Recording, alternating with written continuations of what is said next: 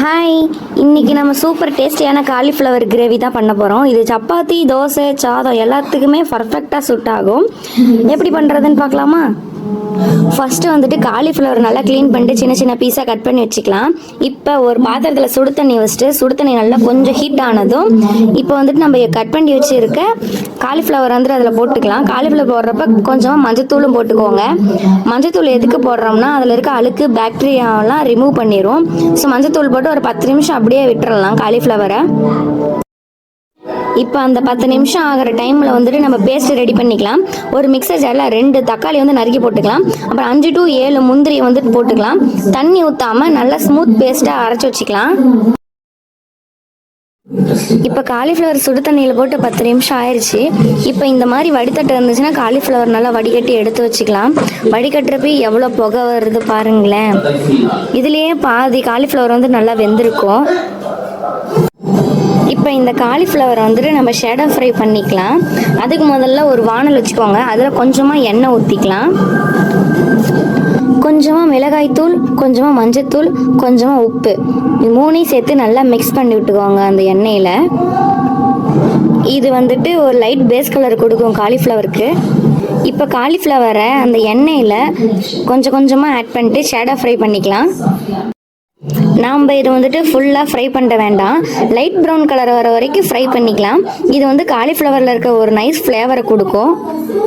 இதே மாதிரி எல்லா காலிஃப்ளவரையும் நம்ம ஃப்ரை பண்ணி எடுத்துக்கலாம். இப்போ ஷேடோ ஃப்ரை பண்ண காலிஃப்ளவரை ஓரமாக எடுத்து வச்சுக்கலாம்.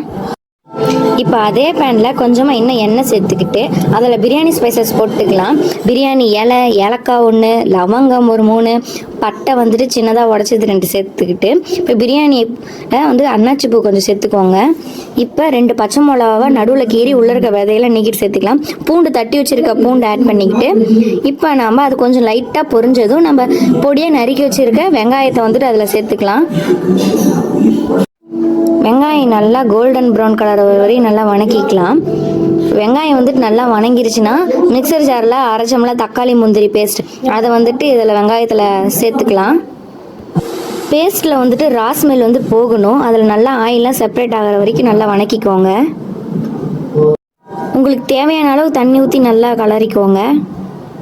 இப்போ மசாலா பவுடர்லாம் சேர்த்துக்கலாம். மிளகாய்த்தூள், தனியாய்த்தூள், கரம் மசாலா, சீரகம் தூள் வந்துட்டு 1 ஸ்பூன் போட்டுக்கிட்டு உப்பு வந்து தேவையான அளவு போடுங்க. போட்டு நல்லா மிக்ஸ் பண்ணிக்கோங்க.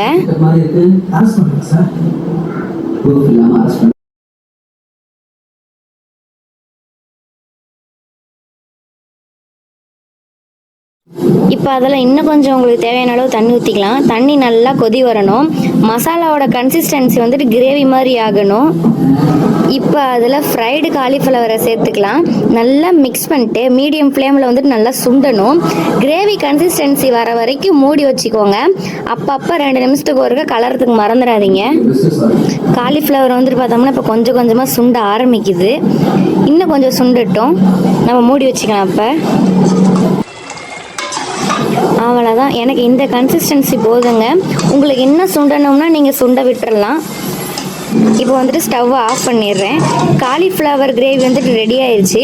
நல்லா திக்காக ஃப்ளேவராக இருக்குங்க. இது சப்பாத்தி, பரோட்டா, தோசை, ஒயிட் ரைஸ் எல்லாத்துக்குமே சூப்பராக சூட் ஆகுதுங்க. ட்ரை பண்ணி பார்த்துக்கோங்க, ரொம்ப டேஸ்டியாக இருக்கும். லைக் பண்ணுங்கள், ஷேர் பண்ணுங்கள், கமெண்டில் உங்கள் ஃபீட்பேக்கை சொல்லுங்கள்.